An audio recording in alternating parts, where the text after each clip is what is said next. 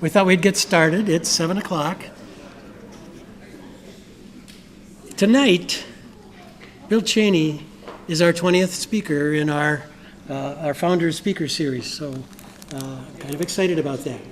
And he also has a very timely subject, AI and how it's going to affect our lives, because it is already affecting all of us. And on a personal side, I just hope he talks about how to fix my fax machine. I'm a little... Fax? Yes. A little behind times. In any event, because it's so timely, I thought that it's also important to have maybe a prayer, as is our tradition, that's a little more timely as well. Based on all of the things that have happened in Minnesota over the last few months, I thought this prayer sort of read well to me, so I'll share it with you. In the name of the Father, Son, Holy Spirit. Amen. Gracious God, we celebrate that in your love there is room for all people, and all means all.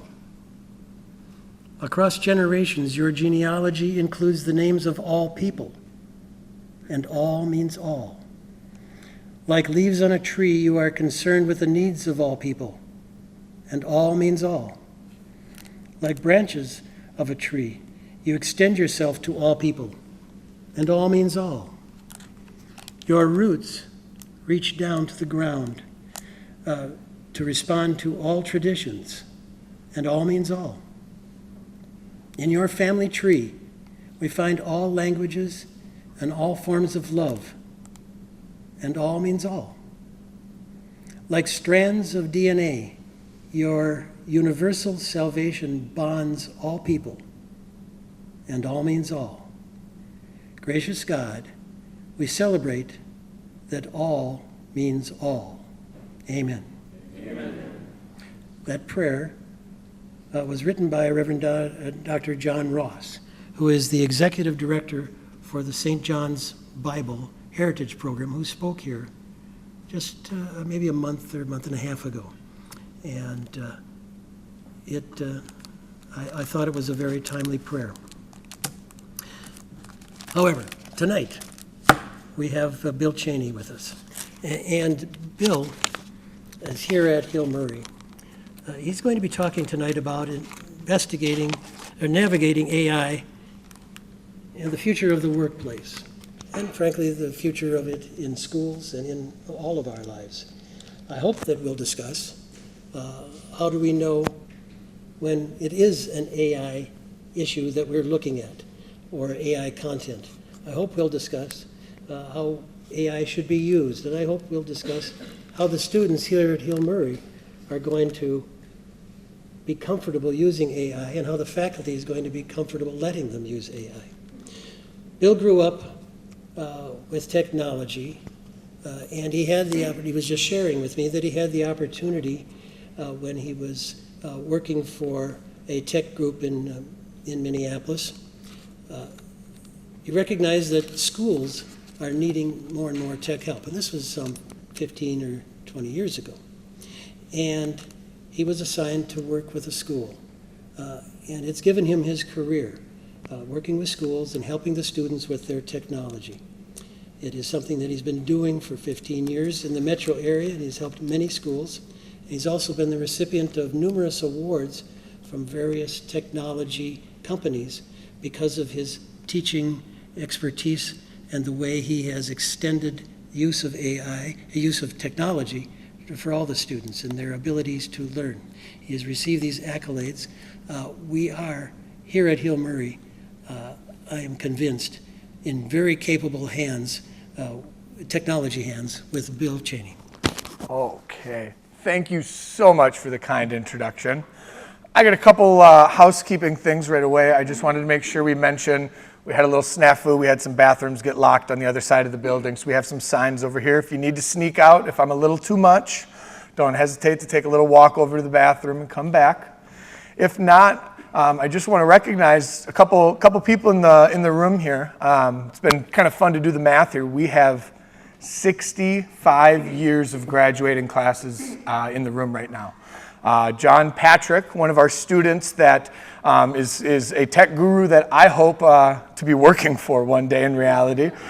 John is here with us. He's in the class of 2027, and I was very lucky to be able to walk around and talk to a few people, including a few members of the class of 1962. So super excited to have that kind of full breadth of the community here to talk about navigating AI and navigating what is an incredibly exciting but an incredibly nerve-wracking piece of technology that's really started to shape not only our workplace, our education, but it's also starting to shape our media and really our everyday lives.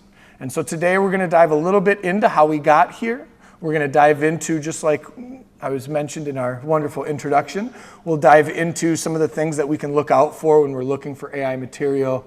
And then we'll dive into some great use cases in the building, in the workplace, and some of those skills that a lot of companies have been reaching out and asking us, and how can we build the future of the workplace? How can we build our young adults to be ready to work next to these tools, as it's become increasingly obvious to us that those tools are not going away. These tools, I had someone earlier mention very similar to the calculator. When the calculator showed up, it was definitely a game changer for the math world, and in that same vein, I'd say AI is right on that same plane. I'm going to start with a little bit about me, just so you know kind of where I'm coming from. I'd like to think I really haven't grown up much from that first picture there.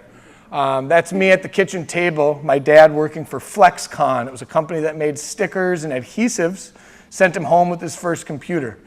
He handed it to his 6-year-old and said, let's figure it out. So for me, I really did kind of grow up with technology.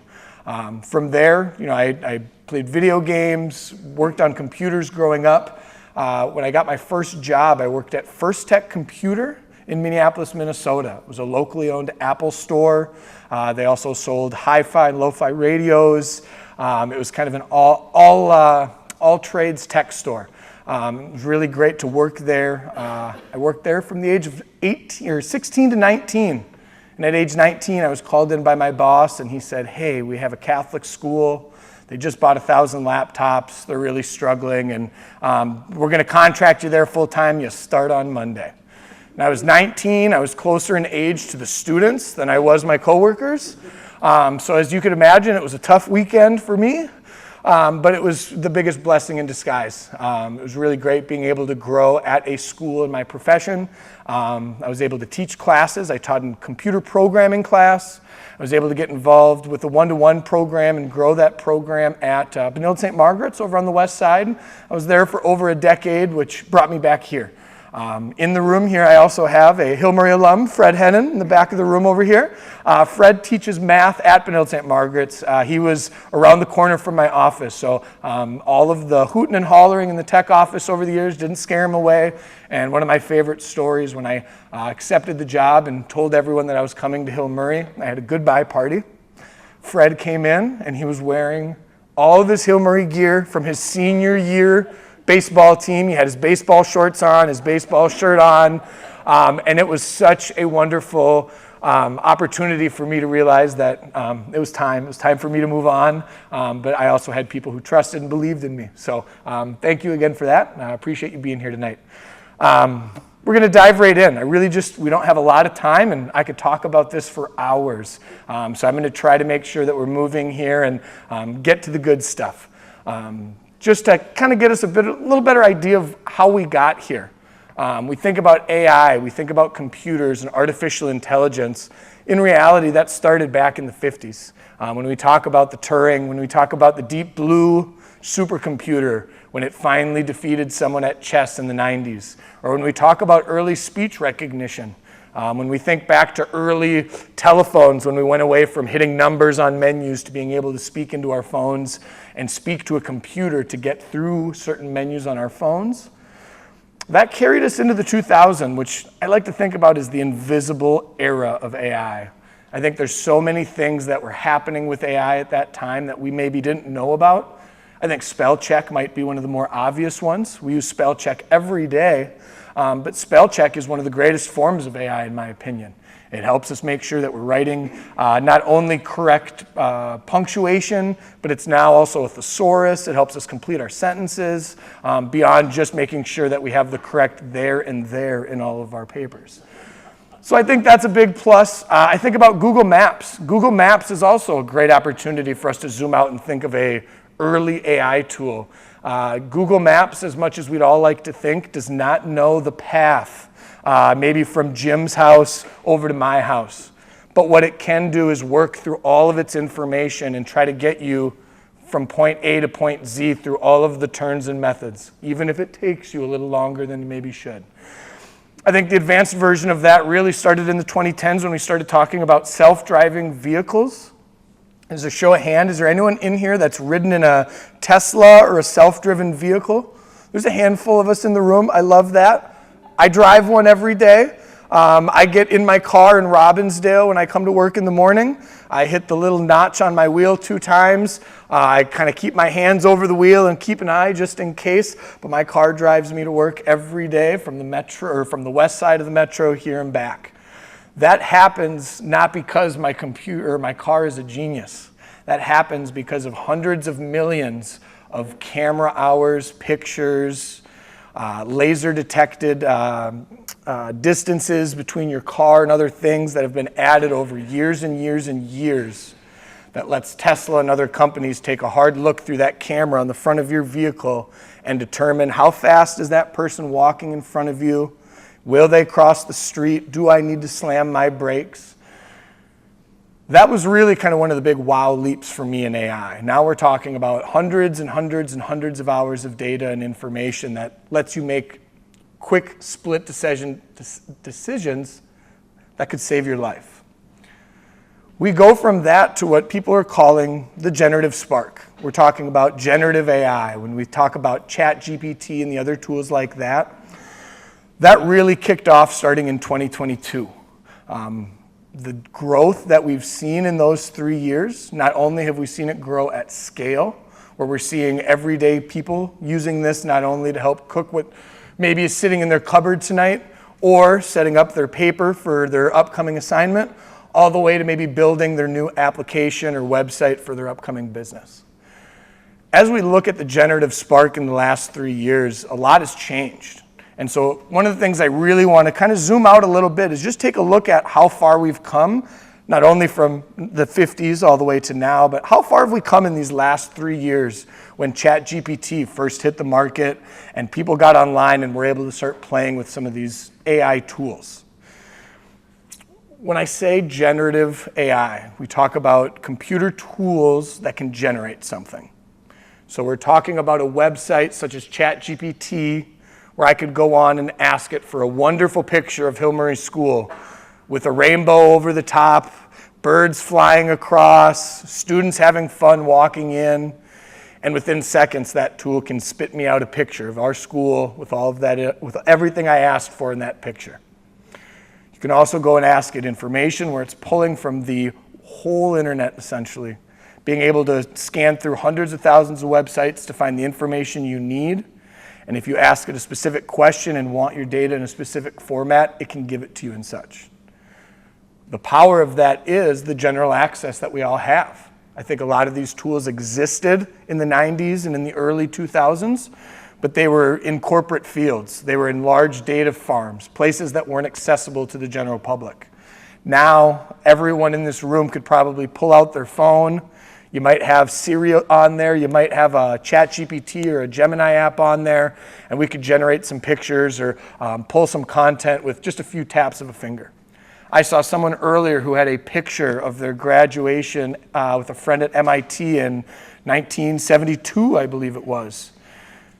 Granddaughter was able to take a still image, upload it into ChatGPT, and have that tool spit out the two of them conversing, bouncing back and forth, maybe readjusting the awkward stance that they had in the picture.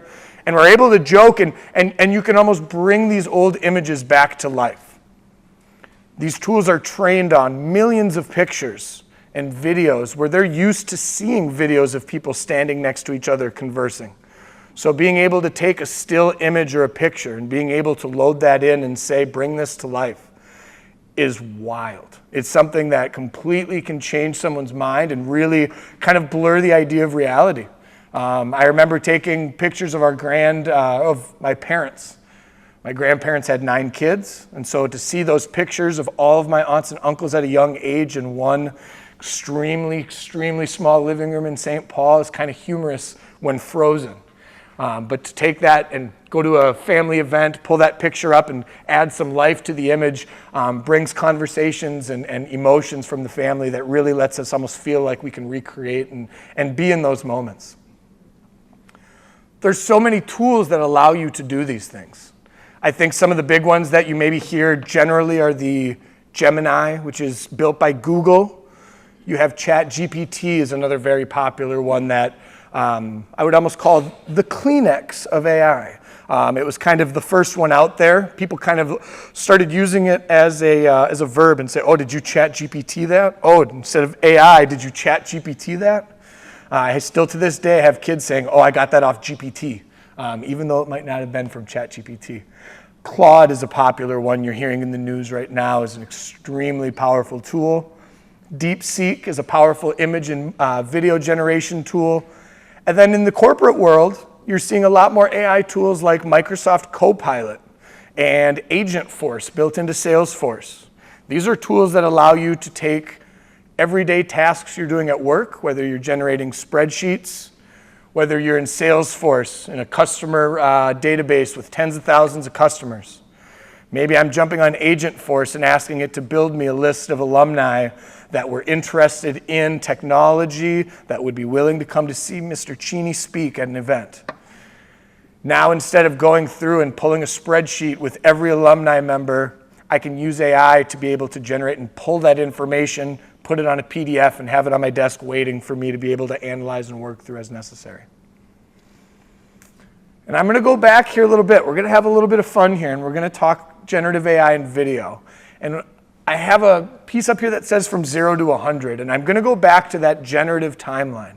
When we think about that timeline from 2022 and forward, I really want this next slide to be a good opportunity to show you how fast this technology is moving. We know technology moves fast. But when we talk generative AI and we talk about these systems being built, the more they're used, the smarter they get. The more an everyday individual asks questions, tells the computer it's wrong and to do it again, or ask it to do it with a little more detail, these computer systems are taking this information in and learning and helping it generate better content down the road. So as we've seen these systems continue to grow, we've seen some great leaps in not only image but video generation. There's a great Forbes article I was referencing here. Talks about AI nailed the Will Smith eating spaghetti test.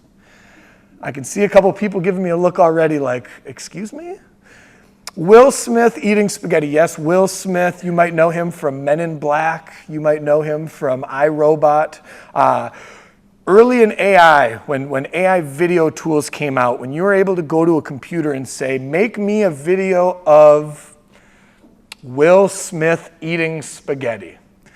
There was a group of AI engineers who built a video of this actor eating spaghetti. And when they saw that video, which I'll show to you in just a moment here, the general look around the table was, we have nothing to worry about. This technology's got a long way to go. The video on the left is a video created by a top-of-the-line AI video tool in 2023.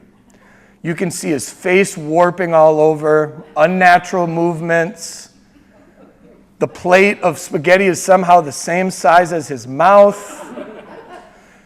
And actually, I'm actually really happy of where this paused awkwardly, because it also shows some of the things that are really common when we're looking at AI tools of things that it struggles with. Look at his ear. Oh my gosh.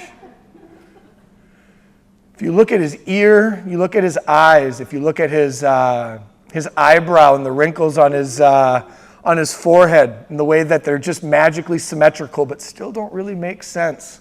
the way that spoon in the spaghetti is kind of morphed into his mouth. These are some of the things that in early AI tools we were seeing very common when it came to humans. We were able to see that even though it was taking a famous person's face and trying to morph it into doing actions as silly as it might be of eating spaghetti, it was a great indicator to see that common facial movements, moving your mouth, moving your eyes, the idea of holding something with your hand and putting it in front of your face was still very difficult for computers. The concepts were there, but reality was still missing. I'm going to show you now what's made in 2026. This is a video built on Seed Dance 2.0, which is a new video tool, came out late 2025. And I just want to show you how far we've come already in just a few years. See if I can blow it up in a minute here. Oh, let me see if I can get it full screen. I'm sorry about that. Tech guy having tech problems. Someone's making a joke. Yeah. I'm not going to be able to. I'm going to go back here and see if this is at least a little bigger. And so seeing on the right, not only is it almost picture perfect 4K quality, what you would expect out of a Netflix movie, his voice is perfect. You're able to, he can say yum. He's slurping the spaghetti. And one of the jokes about some of the early videos is as they got better, like the spaghetti was crunchy. Or maybe some people eat crunchy spaghetti. It happens. We've all had a rough night at the stove, but what we're seeing now is some of those human issues that we saw in early videos are starting to go away and become harder and harder to recognize. I promise you, I could have watched that video 15 times and I would have really struggled to know by the end of that if that was real or not if someone hadn't prompted me. By the time I watched it a few times, I start noticing a couple little things in the background, and we'll talk about some of those things in just a second here. But what I'm trying to really get you to realize is they're getting better, and it's not going to stop. And I think what I want to point out is there's going to be things that, just like I said about 2023, I could have given a whole speech on things back then that mean absolutely nothing in 2026 because of the way this technology has advanced. So we're going to try to talk about some of the things we can look out for because the video and photos are going to get better. They're going to get tougher for us to be able to distinguish between what is real and what is fake. And so having a better understanding of how we can decipher who, where, and why those things are happening, I think is going to help lead us to a better opportunity to see some of this. I have a kitchen remodel going on at home. Here's another great opportunity and a great example.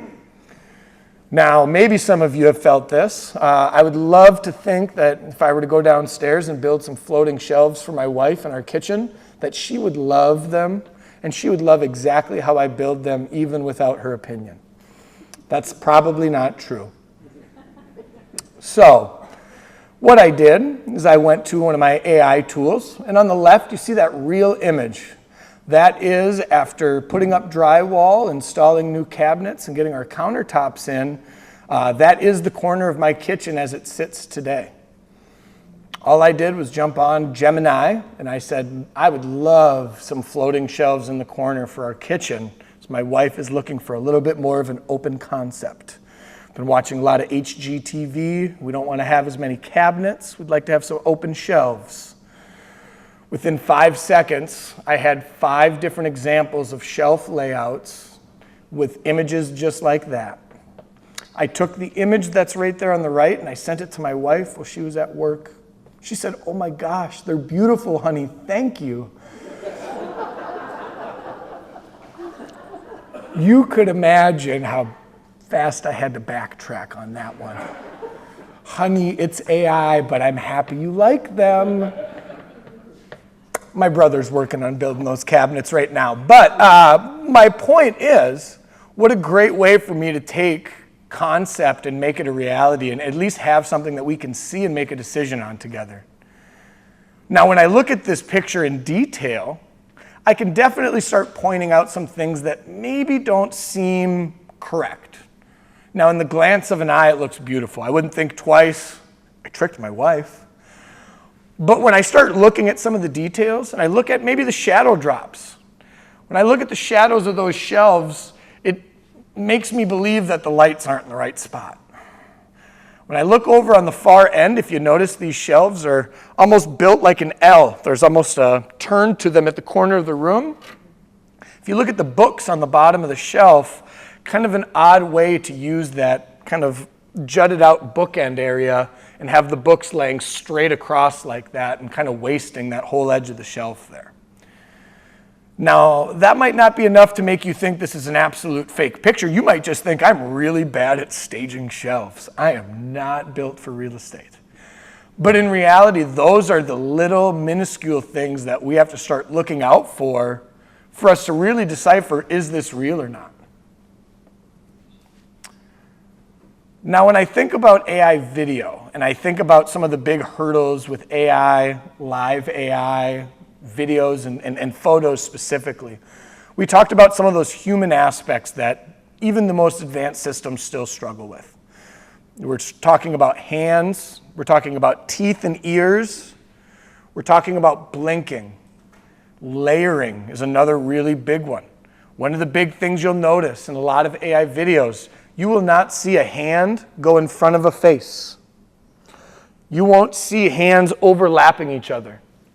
One thing that AI struggles with is overlaying how maybe putting the hand over your face, the depth perception, the shadows, and what you'll find is you'll end up with a lot of just kind of fuzziness around the hand as they put it in front of the face. So you'll see that a lot of AI tools, if they have someone running, you'll see some really generic arms way out there. If you're seeing people smile, you'll see almost a white solid bar across their mouth, rather than seeing an actual nice set of teeth. Blinking is something that looks very robotic with a lot of these tools. You don't see a lot of the facial movement around the eyes. You'll just see what looks like a Furby-like blink, if anyone remembers the Furbies from the 90s. You'll really just see an eye almost snap down and snap back up. You don't see a lot of the wrinkling around the eyes and some of those details that you'd expect from a human. You'll see the inconsistent lighting on a lot of these videos. So in similar vein to this Gemini video or this Gemini image, taking a look at shadows is almost one of the most obvious giveaways for AI images and video. Taking a look at, does every shadow point the right way? I saw one this morning. I saw it looks like there's a body of water that the United States government's planning on planting some ships on for the time being. I've seen quite a few AI images of what people think blocking the strait with a few ships right now might look like. I don't know a lot about ships. I don't know a lot about the Navy, but I do know that for how big and heavy those ships are, they're probably not butt-to-butt touching against the water, creating a wall. So there's things like that that you can start to see and really put that critical thinking lens on and think about, excuse me, about what it might look like. Text generated on images is another big one. If you have a room with an image in the back of a clock, take a look at the numbers on the clock. If there's a sign maybe on the back wall of an AI-generated image or an AI video, try reading the writing on the wall. What you'll notice is a lot of times to speed things up, the AI won't focus on finishing some of those small details in the background. They're focused on Will Smith eating spaghetti. They're not focused necessarily on what time it is in the kitchen when they're sitting there eating that dinner in that video. So being able to look, you might start to see numbers or just scribbles of what might look like a letter or might look like a number, and really it just looks like gibberish. When I say all these things, these are really small indicators. These are small indicators that are going to become harder and harder for us to find as we start seeing more and more of these videos and images out on the internet. One thing I would say, no different than text. We hit this a few years ago when the internet, when news became extremely accessible on the internet. Don't trust what's just written in that article. Make sure you find it in multiple sources. Who wrote the article? Where did it come from? What website was it posted on? Did I see it on Facebook because Karen shared it with me?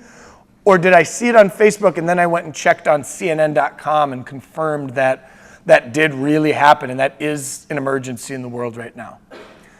I think making sure that we understand the provenance of something, of where something came, is more important than ever. And especially when we think of these AI tools and the content that someone might be using for negative reasons. Question the why and where. One thing we see a lot with skepticism and some of the goofy content that's coming out right now, whether they maybe are taking a politician and putting them in an awkward spot. Maybe they're taking a famous individual and putting words in their mouth. Typically, those videos are extremely short. They're generated between 6 and 20 seconds. They're expensive to make at a high detail. So to use a computer tool to make a highly detailed video costs you a couple dollars. So if you're making a fake video to get a couple clicks on Facebook, it's going to be a little blurry. It's going to be pretty short, and it's going to have some tough camera angles. It's probably also going to start right before that weird explosion happens, and then it's probably going to stop right before the aftermath, where you can't actually see the reality of the scene. Those are the indicators to think about when you see that doesn't make sense, that doesn't seem realistic. That's where I would push you to think about provenance. Where did that come from? Why would someone post it? And especially on social media, I would say the number one thing right now with social media we have to keep an eye on, why is it there? Almost everything that you post on social media now can be profitable.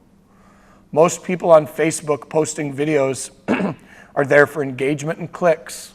They're hoping you comment and say, this can't be real, because every time someone comments, likes, reposts those videos, they're gaining a couple tenths of a penny. And so especially when you start thinking about Facebook, you start thinking about Instagram, and you start thinking about TikTok, when you look at those tools, you have to realize the person posting those is probably generating a profit off of you watching those videos.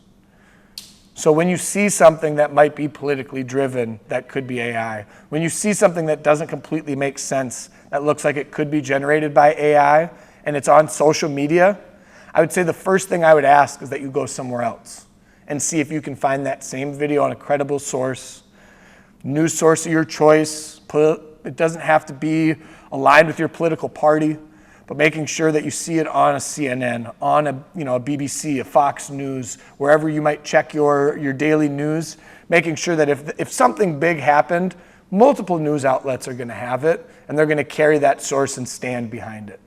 And just remember, as much as you trust that neighbor who posted the video of someone hitting that hole-in-one that you just can't believe, I've seen that guy golf, no way he's hit that. Next time you see that, I promise, what I want you to think is sometimes the hardest part is telling someone you love or someone that you trust that you're accidentally sharing AI. That's an awkward conversation to have. And so understanding that sometimes even your friends, your family, your loved ones could be fooled by things relating to AI that could be shared with them. And so making sure that you are double checking your sources, you're checking your facts, and then being able to go back to them and say, hey, I've done a little bit of digging. I can't find that video anywhere other than that weird Facebook page that you shared with me, and I'm not sure. I think I'm going to need to see a different angle before I really believe that hole-in-one.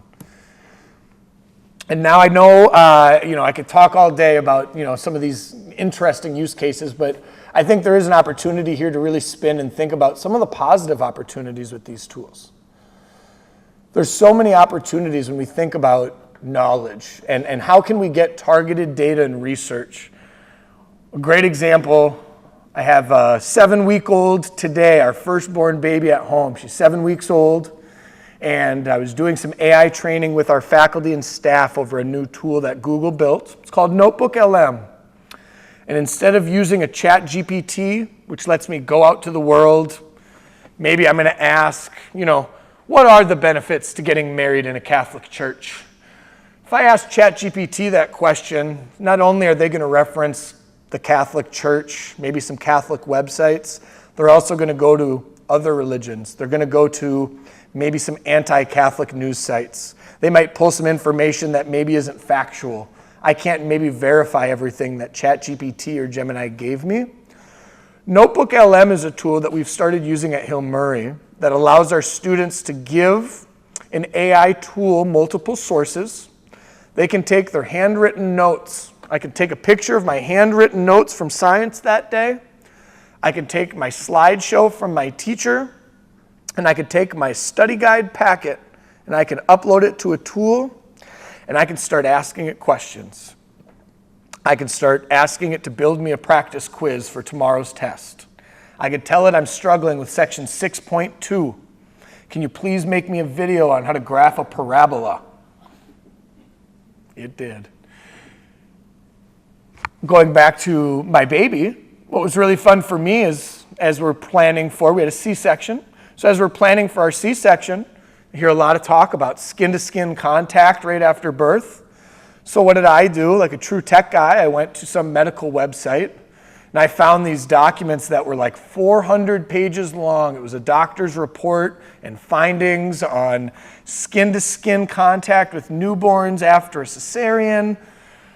I'm not going to read all 400 pages, but what I was able to do is drop that 400-page document into Notebook LM and say, generate a 5-minute podcast for me with all the quick hitters. And within 2 or 3 minutes, I had a young female and a male joking back and forth, listing all these important facts and tips for what to do within the first 48 hours of us having our baby. My favorite part, try not to get choked up here. Favorite part is when the doctor's sitting there telling us some information about skin-to-skin contact. Well, Dad, you got to make sure, get on the couch, get comfortable. And he starts listing off a fact, and I finished his sentence for him, and he goes, ooh, you've done your research. And in my head, I'm probably no different than the high school kids, and I'm like, you think so? But what a fun way for me to take what is important information that is 400 pages long that I procrastinated on, like a lot of our students today, and is able to comprehend and pull some very important information, pull some quick hitter facts out there to really let me at least have a grasp of knowledge to at least start those conversations. We're seeing that in our math classes. We're seeing it in our science classes right now. The opportunity where now, instead of asking my favorite math teacher to go home and make me another set of practice equations to prep for my test tomorrow, I can now take his practice exam, take it onto my tool, and ask it to generate me a whole test. Practice tests, flashcards, podcasts, infographics. And within seconds, depending on how a student learns, a student can take the information how they want it, grab it, and run with it. I look at that as a great way for human enhancement. It's a great way for our students to get knowledge faster. It doesn't do the job for them. I think that's one of the biggest keys and one of the goals we have at Hill Murray right now is AI is so powerful. But how do we teach our students how to draw the line between academic misconduct and academic superpower? How do I make sure, and this comes from both sides, how do I make sure that as a teacher, I'm shifting my assignments, so I'm not just asking John. If I ask John to go home and write a 1-paragraph paper on To Kill a Mockingbird, chapters 1, 2, and 3, every AI tool in the world can do that really, really well. So that's a tough assignment for a teacher to give in 2026. So now, what our English teachers are typically asking is, after John reads his first 3 chapters, find me how that lesson in chapter 2 relates to a life story of yours. How can you take what you learned in those 3 chapters and apply that to what's happening with displacement in the city right now?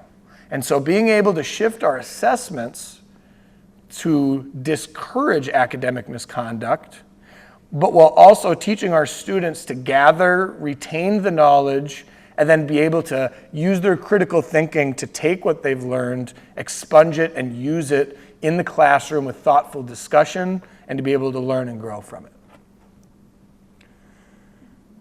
As we grow and as we think about the future of AI, there's a couple things we have to think about. I think as we shift away from this generative opportunity we're in right now, the generative spark, one of the things we're seeing now is something called agentic AI, or AI agents. Now what you're seeing is a lot of these tools have the ability to do work for you. So now instead of just being able to ask it a question, how many people have built a SWOT analysis in this room? Strengths and weaknesses as you look at other vendors. Now, instead of maybe I spending a whole week looking at vendors, writing out their strengths and weaknesses, their rates, and then cross-comparing and preparing that for my presentation next week, I can use an agentic AI tool to say, look up the top 10 construction companies in the St. Paul area, build me a SWOT analysis based off of interior and exterior construction skills and rates for education, list their contact information and 5 projects that each of them have built in the last 10 years. Build that into a slideshow presentation with handouts for each of my board members. Now, that feels like cheating, but what I'll tell you is it doesn't. What that does is that puts the data that I would have had to have gathered in front of me, but that doesn't help me make the decision. That doesn't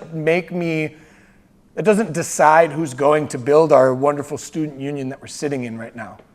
What it does is it gets the key decision makers the information at the table to have the discussion, to be able to take that data, digress, and decide as a group what will we do and what's best for us. I think as we think about the future of AI, one other piece that I think we all have to talk about, you see it in the news regularly, is some of the impacts in society. Data centers is a big one. There are 75 data centers in the Minnesota state already. When I say data center, that is a warehouse filled with servers and computers that are upheld, that are liquid cooled, probably held underground for temperature purposes. And a lot of those computers are the machines that are running Facebook's algorithm.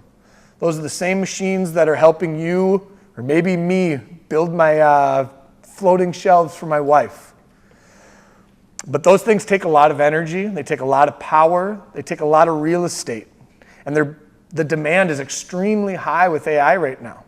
So one of the conversations you're going to hear in the news, and you probably, if you're a Star Tribune reader, you pop open the Strib in the next few days, you might see an article about Chaska, Chanhassen, a lot of the West Metro is fighting back and forth trying to decide if data centers are right for their city.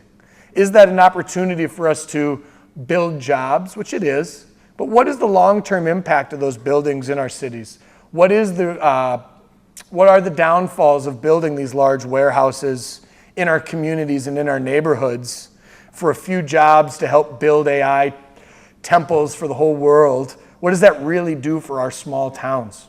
And so I think that's an interesting thing that we're going to have to wrestle with as we move forward with some of these tools. I want to make sure I leave some time here for questions as we're kind of getting to the end here, but I do want to talk to you about the future and what's coming. One of the exciting parts about my job is I get to work with a lot of companies and firms in the area to talk about not only what are the cool things they're doing with technology, but one of my favorite questions I get to ask is, what are you hiring for in 5 to 10 years? And they don't always know. They can't tell me that we're hiring 10 AI agents in 2030. But what I can ask are, what are the skills that we should be working on generating for our young adults now that will translate to 2030, to 2035? I don't know what technology is going to be there, neither do any of these companies listed. But they have a pretty strong faith in what they're looking for going forward. Some of the big things is soft skills. And one of the things that we talked about even in some of our chats before I started tonight is soft skills are replacing knowledge. So instead of being able to have a resume, as much as I'd like to think John is going to leave here with a resume, a couple years ago it would have been really valuable for him to say, I have a bunch of hours of C++, I know how to do HTML, I know how to build websites, I know Java, I know all the languages in programming. I met with Julie Durham, the Chief Data Officer for United Health Group. She recently took away the need for any college degree for any technical job at United Health Group going forward. we asked her, we said, what are the skills are you looking for? What are the programming things that you're looking for in those young adults? She said, it doesn't matter. She said, whatever you know and whatever you've learned in terms of coding and technology today will be irrelevant by the time you're up to speed for me. She goes, but do you have a growth mindset? Are you a critical thinker? Can you persist through hard things? Are you okay with iterations? Are you okay if something doesn't work the first time? How does that make you feel? That's one of their favorite questions. When you fail, how does that feel? I'd like to think, and one of the things that I have a lot of joy is seeing our students fail at Hill Murray, as weird as that sounds. Because this is a safe space at Hill Murray for them to fail, because we can teach them the persistence, we can teach them the opportunity to learn from those failures, and just like Microsoft Office, I joked with someone earlier, back when Office 97 came out, if it didn't have a feature you wanted, you wrote Microsoft a letter and you hope it came in Microsoft Office 2000. Nowadays, they're updating software every day. Your iPhone has an update every time you pop it open to text your friends. So making sure that we're staying ahead of the curve, we're willing to learn, we're willing to adapt, and we're willing to fix things when they break, is one of the most important skills we can have. Office skills, emotional intelligence is the other big one. Like we talked about with the SWOT analysis. The SWOT analysis will put the information at the table. But what am I going to do when Jim Wald doesn't agree with me? What am I going to do when he has a completely different perception of how the project should be carried out? How can I vocalize how I feel in a manner that's controlled, that I can be open to other ideas and be able to move forward with a team and we can all feel good about where we're going rather than fighting over who's going to make the decision in the room? Being able to, just like Pearson Technologies, they said their internship, their first 6 months, you don't touch a computer. They said you come out of college, everyone can code their way out of a paper bag. But if I put you in a room of 4 other computer guys, nothing's coming out of that room. So they spend the first 6 months working on team building, divvying up work. How do I make sure that we're all doing the even amount of work in this project so I'm not building disdain when John hands me half the project and I'm up doing 45 hours of work when his only took 15? How can I communicate that, learn the work ahead of time, and be able to work as a team? Are some of those pieces of, are some of those skills that these companies are looking for. They're not looking for the 4-year tech degree anymore. They're looking for experience. One thing I found really exciting, if anyone's looking for a job at Target anytime soon, something really interesting at Target, if you're applying for a technology job, you automatically are queued for an interview for any corporate tech job if you list that you were on the robotics team in high school. At first you kind of go, that's interesting, like maybe you just like robotics kids. But then you think about the robotics students, and you think about not only the troubleshooting, the on-the-fly issues that appear, working with multiple classmates, communicating as a team. All of those things translate to the workplace. That is the workplace. So being able to create those experiences at Hill Murray, whether it's our robotics team, whether it's John Patrick, and he's probably sick of me saying his name right now. I got a great compliment from a teacher today. I had a teacher come in who couldn't sync their new AirPods with her laptop. She said it took 3 tech students in my room to figure it out, and they were all laughing when they left that it took 3 tech kids to figure it out. I can't believe it. We're so sorry. But she was just so excited to have 3 students who didn't know the answer. 2 students are going back and forth arguing that there's a button missing on her headphones. And it took John Patrick to come in, look up the model of the AirPods, and figure out that you got to touch an invisible button that's on the back of the headphones to make it work. But to me, that is critical thinking. That is troubleshooting. That is exactly what we're trying to build at Hill Murray. We can build the technical skills. I can try to prepare John for being the next director of technology one day. I can talk to him about some of the challenges that make my job really hard. But at the end of the day, those collaboration moments, the teamwork, diving in and just willing to try something are some of the things that I think we emphasize at Hill Murray that seem to really carry over into the workplace right now. I'm going to fly through these last ones here. I know we're getting a little late on time. I won't keep you too late here. Blue collar has completely changed. Procore is a piece of software that has taken over the construction industry. No longer do you have a foreman who needs to know where 500 people are at all times and have to have everyone on red alert. Now there's apps that let teams communicate. The plumbers can click a blueprint and have the same thing that the electrician sees, and when the electrician moves that junction box at the last second, he can make a quick adjustment on his phone to make sure that the next vendor coming in 2 hours later knows about the change and is ready to work around it.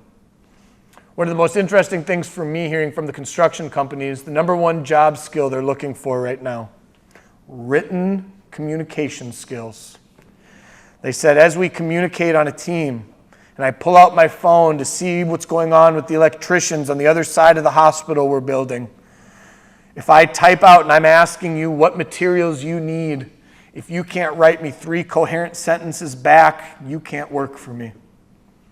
If I need you to write to a vendor that you shipped the wrong size materials or you cut things the wrong way, I need to have an employee that can write a professional email with grammar, no typos, doesn't have sent by iPhone at the very bottom, and can make sure that not only these days when you write those little emails, you're not just representing John the foreman, you're now representing the company. That email might get forwarded all the way up to someone's VP who, if you pop a top and you get a little frustrated with the vendor in an email about a wrong shipment, that might end up at a boardroom meeting and you might be called in about why you called someone a goofy name in an email. And so seeing the shift in technology and the way it's taking over what used to be or what felt like the blue-collar jobs, feels like we can't avoid this for our young adults anymore. Manufacturing, what you'll see there is Ford. One of the coolest things Ford showed me is they're using AI on the assembly line. Now, when we're building the new F-150 and I'm wiring up everything inside the door, before Tom comes behind me and welds that piece over all those cables, you'll see that's an iPhone on a camera stand. They have AI tools that have seen thousands and thousands of doors put together correctly. It's learned the instruction manual. It's seen images of clean ones, mediocre ones, and ones done incorrectly. So now to make sure that before that thing gets welded shut, that camera will beep a red, you get a red light and it'll tell you, hey Tom, you forgot to tuck the wire harness on step 5. Make sure you go back and tuck it in before we continue the assembly line. They've seen this cut recalls. They've seen this cut cost. Quality inspections gone up dramatically because now you're eliminating the human error in some of these lines and some of these fields. Healthcare, you've seen a huge improvement. PillEye is an opportunity. It's a nice camera tool that lets an AI tool count your pills. So now instead of someone pouring out the giant batch of pills and counting 100 off for you at the pharmacy, they can pour it underneath the camera, and within a half a millisecond, it can tell you that there's 97 pills on the table. You need 3 more out of your pocket before you fill that bottle. You also see things like virtual health appointments, imaging analysis. Now when they scan and they take a look at your elbow after you take a rough fall out on the ice, now they can compare that image against hundreds of thousands of images and say that there's a likely chance that, you maybe have a little bit of bursitis there based off of the 9 million images that we've seen of elbows after they've fallen on ice. So seeing the advancements in healthcare and being able to help us diagnose and get to the answer faster has created a ton of job opportunities, but has also just increased the opportunity for healthcare worldwide. My last thing I talked about a little bit earlier is just those ethical considerations when we think about these AI tools and using them. Data bias is another interesting one, and this is the last example I'll leave you with. ChatGPT trains itself off of all the data essentially out on the internet. One thing that I struggle with is some of the bias of the information that might have come from the 60s and 70s. Ladies in the room, back when you were looking for a job, maybe we were back at Hill Murray back in the day and we were filling out a little form of, what career do you want to have when you're older? Well, come 90s and the 2000s, we found out there's quite a bit of bias in those for females. we found out that, man, it was really odd that all those wanted all these women to be nurses and doctors, a couple teachers mixed in there too. But it was really interesting to see that there was some bias there. They were seeing that women were being pushed to certain job fields. And these AI tools have 50 years of data. So right now, if you go ask ChatGPT, I'm a young 19-year-old female. I love helping people. I care about my community. I have skills in technology, A, B, C, D, E, F. What do you think I should do for a living, ChatGPT? What do you think it's going to give it? Teacher, nurse, daycare provider. And so thinking about that bias of all that old information, you have to be careful, right? We have to be careful about what these systems are training themselves on, because the breadth of information is positive in some cases. That bias can hurt us in other cases. The server farms, talking about those warehouses, the energy consumption, the water consumption, all of the power that goes with those, and how that affects our neighborhoods, how that affects our communities, and how that affects our growth in our state. It's extremely important and extremely tough to balance as we struggle with job markets. This is an opportunity that a lot of people are pushing as a job opportunity for small towns, right? So I got a lot of family up in Black Duck, Minnesota, about 4.5 hours north of here. Anderson Windows probably employs 80% of the city. But as they shift away and as less people work at Anderson Windows, it's becoming harder and harder to live in a small town in northern Minnesota. So they're getting a lot of push to build AI farms and build some of these tech servers to create jobs. But do we have the data yet to understand what are the long-term effects? Because I'll tell you right now, if we put a couple server farms up there and that changes ice fishing, that changes hunting, that changing all the farmland up there, all those rice paddies up there, that's going to have a long-term effect that could change everyone's lives forever. So making sure that we're conscious about those decisions is going to be extremely important. The regulation of these tools, the governance of these tools is more important than ever. As these tools get better, as Will Smith becomes illegible, feels like he's eating spaghetti in your kitchen when you see that video. Now we need to start thinking, what responsibility do these companies have? If a company can make a tool that could arguably put us at war tomorrow, what responsibility does a for-profit company like Google or Microsoft have to ensure that these systems aren't putting humanity in a spot where we might be making tough decisions based off AI-generated content? And you're seeing that right now fought in the courts. Meta and YouTube just lost an important court battle within the last 3 weeks. They were found guilty of building Instagram and Facebook to be addicting for children. Proven scientific fact. They were shown, and there was facts and more evidence put in front of those companies that doom scrolling, the idea that your feed never stops and that it's constantly pushing more information in front of you, is hitting little dopamine hits in the back of our head and making sure that we're telling people, hey, keep scrolling. And that's having a long-term effect on our students. And so now as we see that, what does that do to companies? How will they shape their technology in the future to take care of humanity, take care of our young adults, while still providing us with these powerful tools? I don't have those answers. I'm going to work for those answers. I have a wonderful job that lets me go knock on the doors of these big companies, push these questions, and make sure that we're empowering the people like John, who are hopefully going to be running the tech servers one day for us, but that we're also making sure that we're creating a technology environment that's safe for everybody. Not just the power users like John, but also everyone that's turning on the news every night, everyone that's scrolling social media, and making sure that they're keeping abreast of what's going on in the news. I've run way over my time. I'm going to joke with you real quick. Judy told me 45 minutes, some time for questions.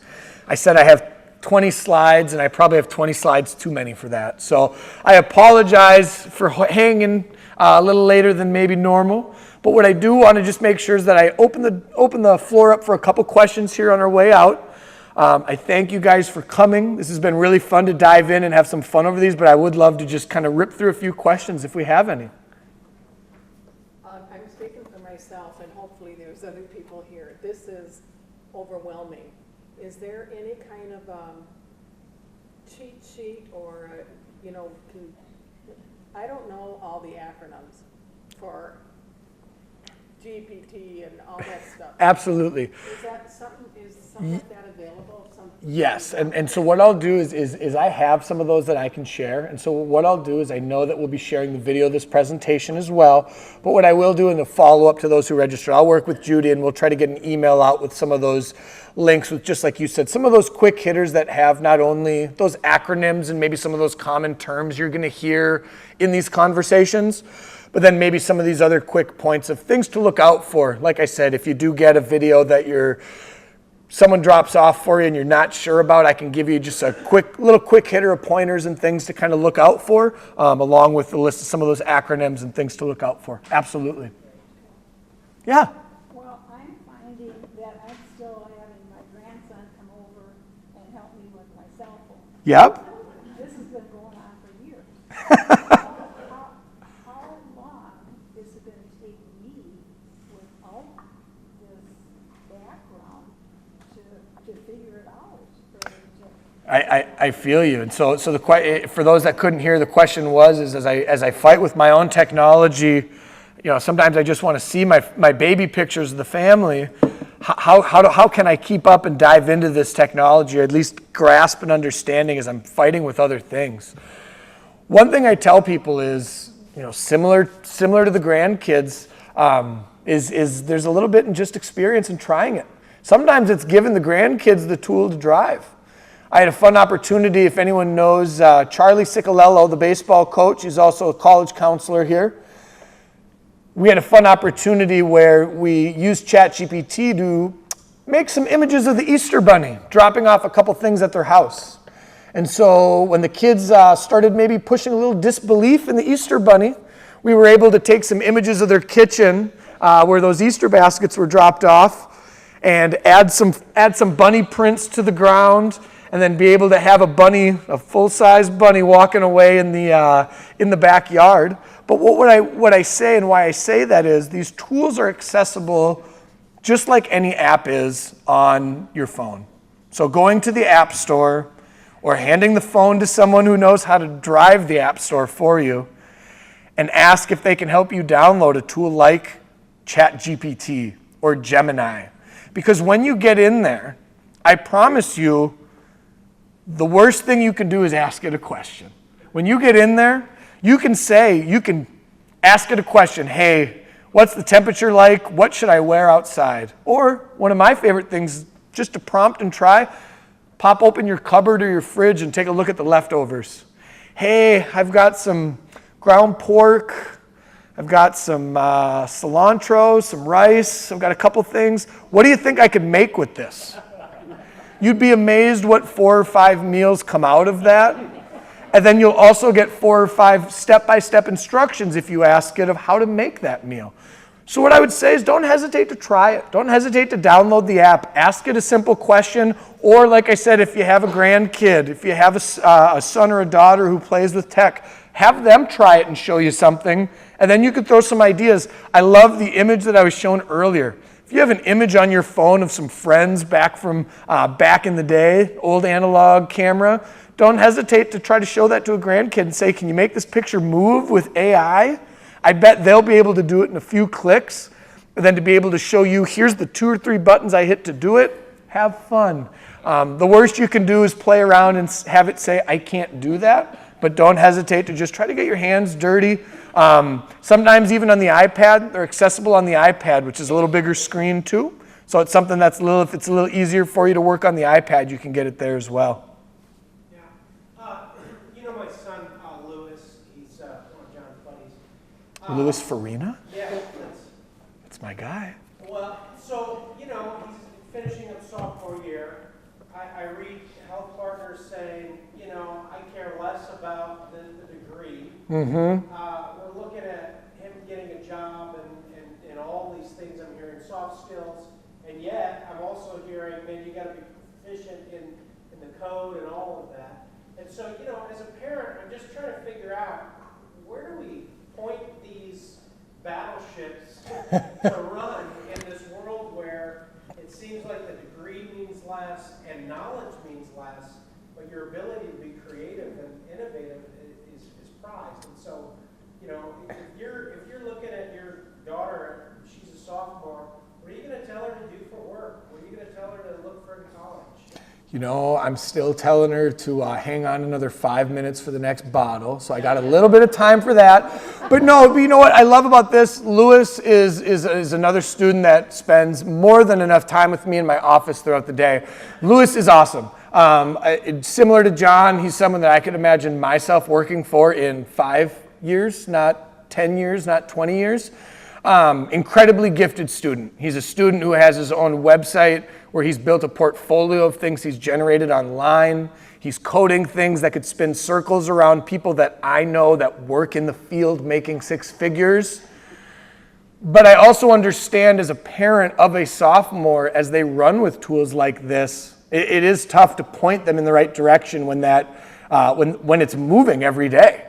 Not only is his battleship moving forward, but it feels like the target is consecutively moving. One thing that I really like, and to be able to kind of give his son some flowers here, is being able to take creative ideas at a young age and run with it, in my opinion, is the most powerful thing you can do. Taking a sophomore who has an idea, and instead of shutting the light switch off and empowering them to try it, is one of the things that I've found to be the most powerful thing. Being able to take a Lewis and say, as you generate an app or as you build a new tool, it doesn't hurt to build it when you're 16, when you're a sophomore, to show it off to people as a junior, because now what you might find out is they might offer you a job to come out and use your creative expertise right away, fresh out of school, or they might look at you and say, if you are looking at school, we have an internship opportunity to get your hands dirty right away. One thing that I always tell people, especially at a young age, is the more you can get interested in a field, or you can find the things you love to do and marry it with your passion. So when I think about Lewis and I think about John, whether it's geopolitics, Minecraft, John came in with chocolate chip cookies the other day. Lewis comes in and shows me his AI videos he's generating. He's really into cars, and so even being able to show off some of the interest around cars and AI videos and concept vehicles. Having them create things now, one of the things I find so powerful is they have the same tools that the experts do. And so the more that we can push trying, reiterating, try again, those are the tools that I think is going to set him up for when he leaves here and he goes somewhere. They're going to see that he might not have all the knowledge, but they're going to see that they can build on some of the creative opportunities he's already built. And so one of the things we really focus on is our portrait of a graduate. How can we continue to build our alumni so when they walk out the door, I think about Lewis, and I would say for Lewis, how can Lewis not walk into United Health Group and get a job tomorrow? How can Lewis build his resume to leapfrog someone with that Ohio State degree?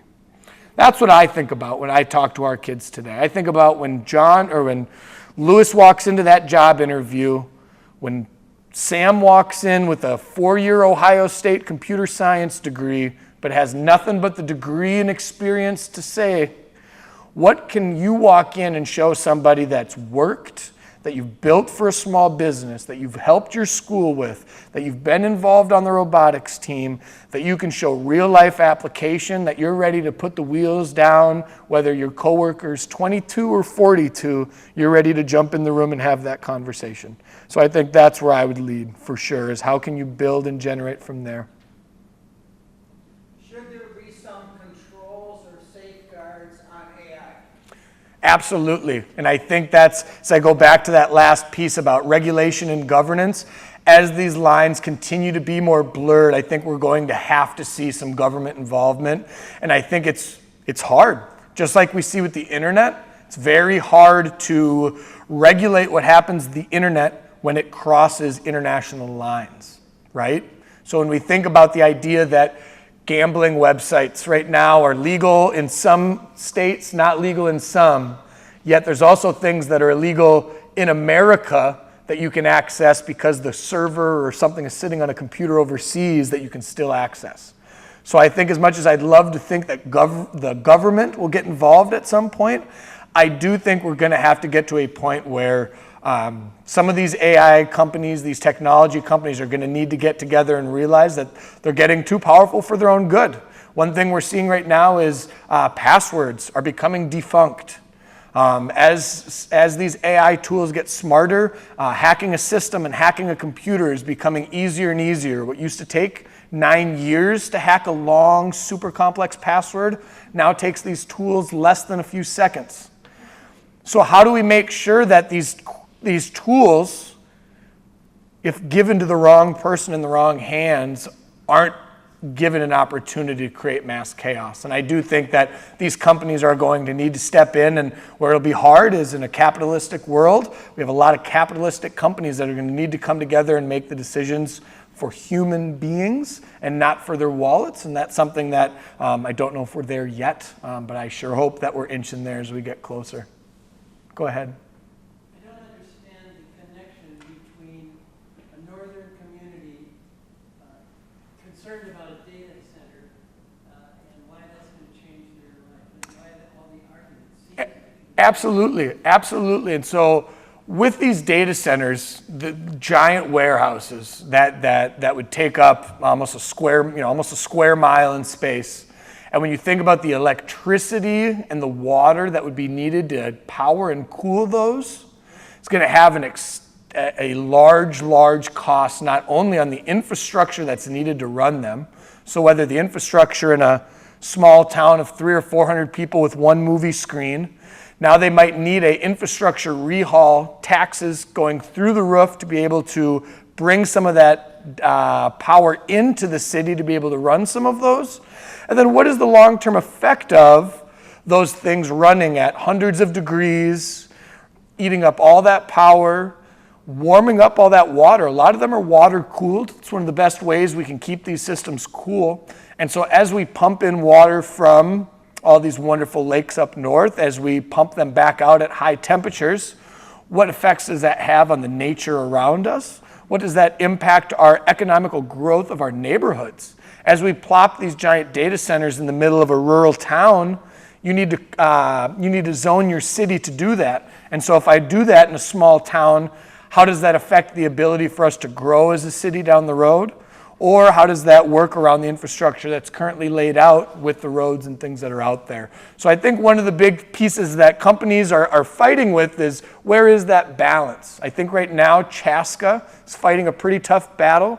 And then I think there's another one in Lakeville that's fighting another big battle, where as Lakeville takes a hard look at the land that's still available to them, I think they're taking a look at, why aren't we building housing? Why aren't we building affordable housing? Why aren't we building more community spaces for our kids to play sports in? Instead, we're building data centers that are going to be used by someone in a far-off land. Why aren't we building for us? So I think as we look forward, that'd be another piece of it that's tough, is those data centers, well, it might make those 50 to 70 jobs then and there. What's the long-term effect on the city as a whole? Yeah? I will make sure that I'm going to get, Judy and I will work on sending out a copy of the presentation.